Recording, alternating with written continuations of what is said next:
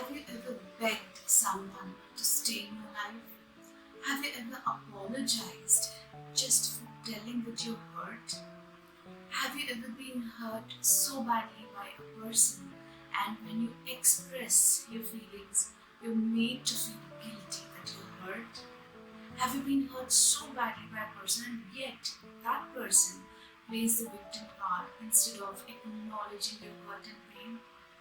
If it's a big yes to all these questions, then you are at the right place today, because in today's video, I will be discussing exactly how we can safeguard ourselves and not put ourselves in such a position.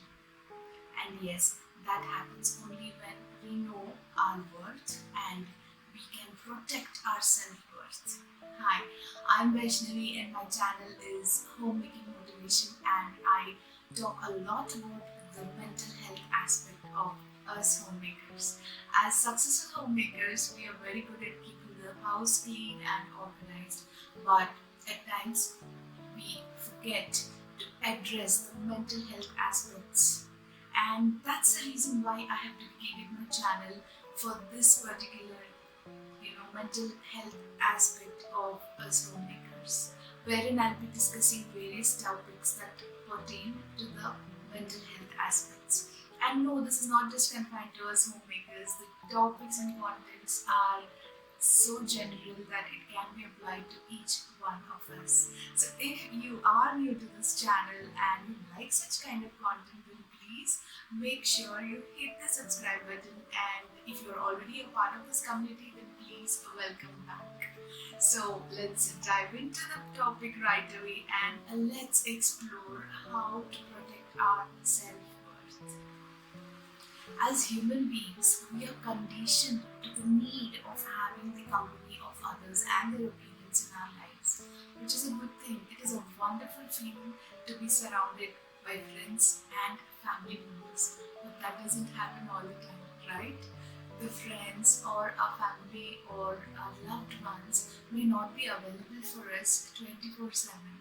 They have their own commitments too, and at those moments, it becomes a problem for us if we start feeling lonely.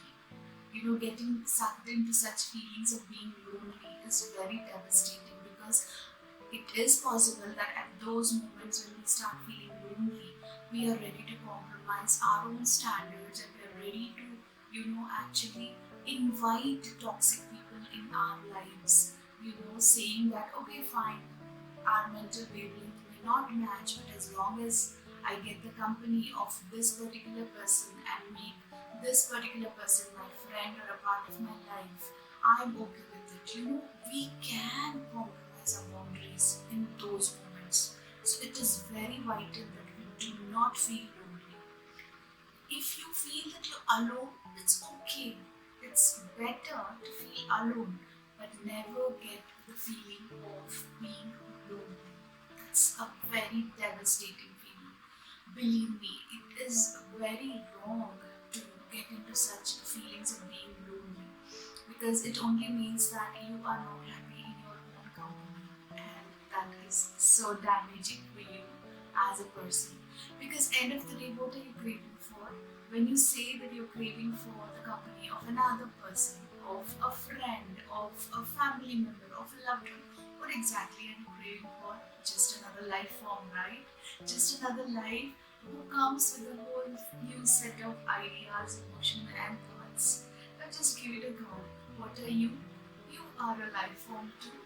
You too come with a new set of ideas, emotions, and thoughts. So why is it so difficult for you to enjoy your own company? Just give it a thought. It is very important that we realize that we should enjoy our company as well and never feel lonely when we are not surrounded by friends or our family people.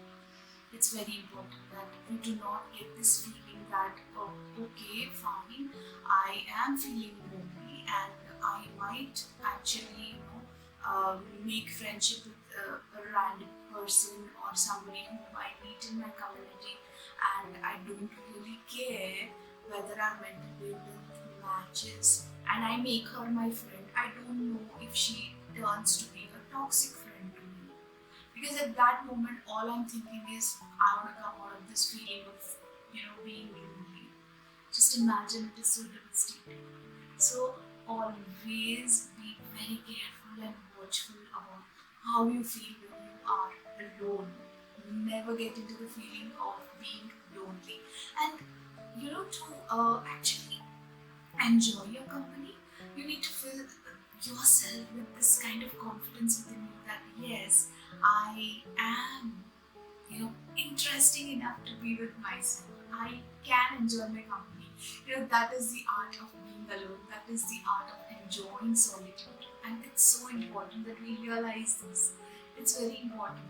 And there are two tools with which we can, grow this feeling in ourselves that yes, I can enjoy my company. And those tools are very simple.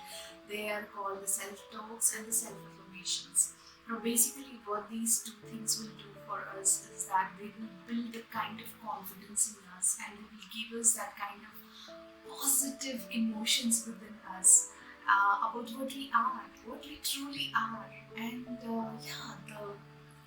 words like, they're very highly elevated positive words like, I am enough, I am beautiful, I have everything that it takes to make a beautiful and peaceful life. Such statements, such words are so positive and so beautiful if you tell it to yourselves almost on a daily basis. And that's the self-affirmation, that's the self-talk that we can have with ourselves to build that kind of confidence within us that it's okay, even if I'm not surrounded by my people, and I can still be happy in my own company. These wonderful positive words can really fill us with those positive feelings. And no, we will not stoop down to the level of just inviting any toxic person in our life just because we want the company, or just because we don't want to feel lonely. And also, when we do all these things on a daily basis, like self-affirmations and self-talks, and we build our confidence and we build our self-worth by using these tools, how it will benefit us.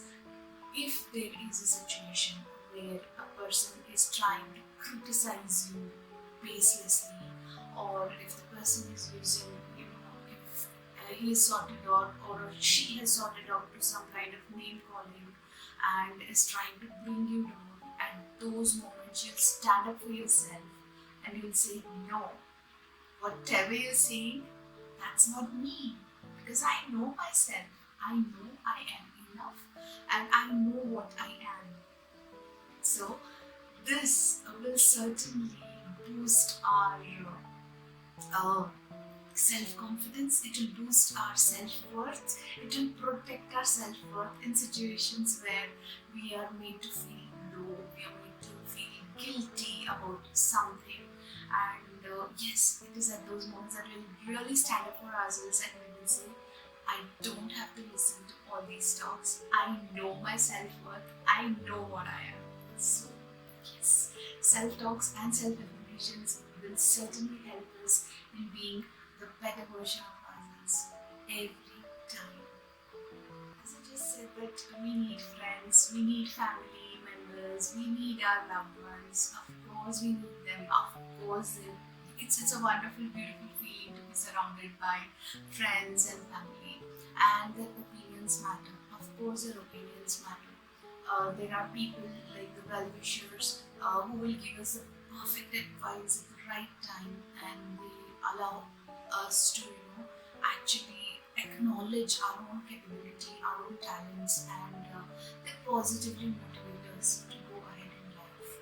But then, can we deny the fact that life is not a bed of roses and we will not always get well-wishers in our lives? There are people, there are negative people in our lives who have their own opinions under the sun. They have almost, kind of, they will give you their opinion. They will criticize you, whether you invite it or not, but they are there in your lives. We cannot deny the fact that we do encounter such negative people in our lives. And of course, we are bound to meet those narcissists who will gaslight us into feeling that we are nothing, we have achieved nothing, And yeah, it is it is a very common thing. It's not like it doesn't happen in anybody's life.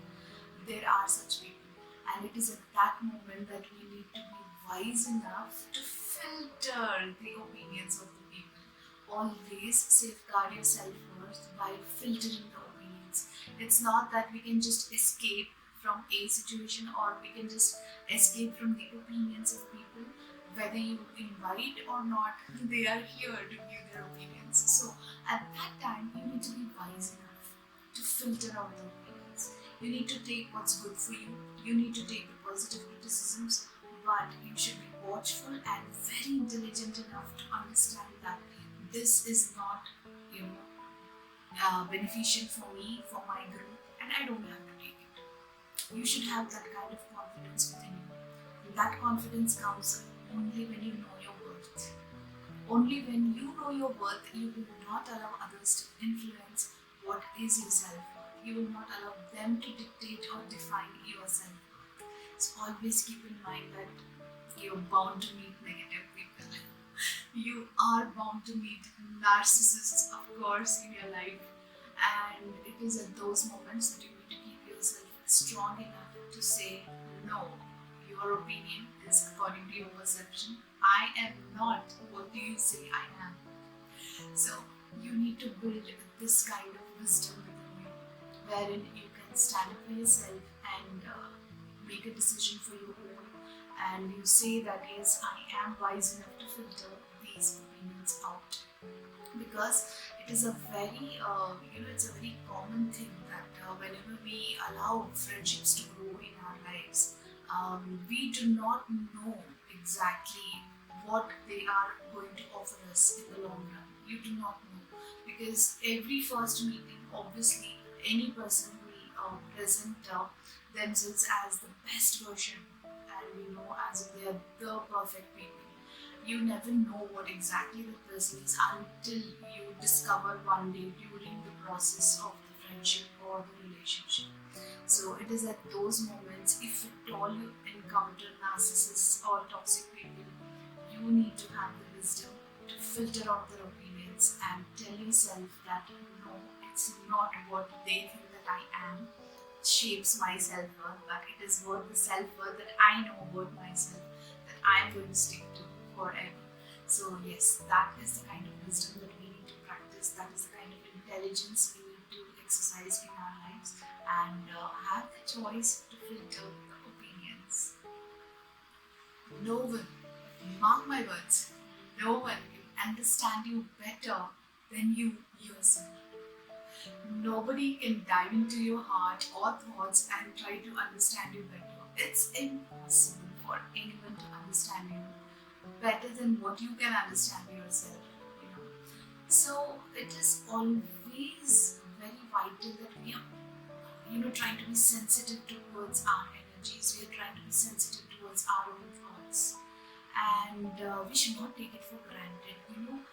There are times when we feel we have this convincing thought about meeting a person, or we have this thought which is so intense within us that something is not right, or something is not correct about this situation or about this person that I meet, or maybe I'm already in a friendship with them and I feel that no, this is something that I am not convinced about. That this is a strong urge within you that says something is wrong, and that is called the gut instinct, and it's available for everyone. It's not like it is some special power. Everyone has their own gut instinct, but it's important that we rely upon it. It's important that we trust our gut instinct. When we feel something is amiss, when we feel that something is out of place, it's just a feeling. It's not that you're actually able to see or you're actually able to hear something that is saying or showing you that it's wrong. No, it's just a feeling. It's just a very intense thought. It's just a very intense feeling wherein you know something is wrong. And at those moments, instead of just taking it for granted, such feelings, it is better that we rely on our gut instinct. It is very important that we do not take our gut instinct for granted, because many a times we get such feelings, but still we ignore it. We ignore the red flags in our friendships. We ignore the red flags in our relationships, and we just we don't really give any importance. And at the end of the day, when we really face some odd things in the friendship, or when we really face some very bad days with our loved ones or something like that, that is when we feel that, oh, I knew something was wrong, but I did not take action. It happens. Don't you agree? That we know there are red flags in a particular friendship.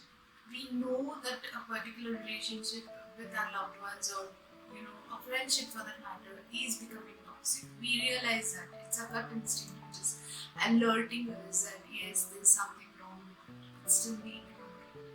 And if we do this, we're going to pay for it, because end of the day we'll again compromise our self-worth when we get into such toxic friendships or relationships in life.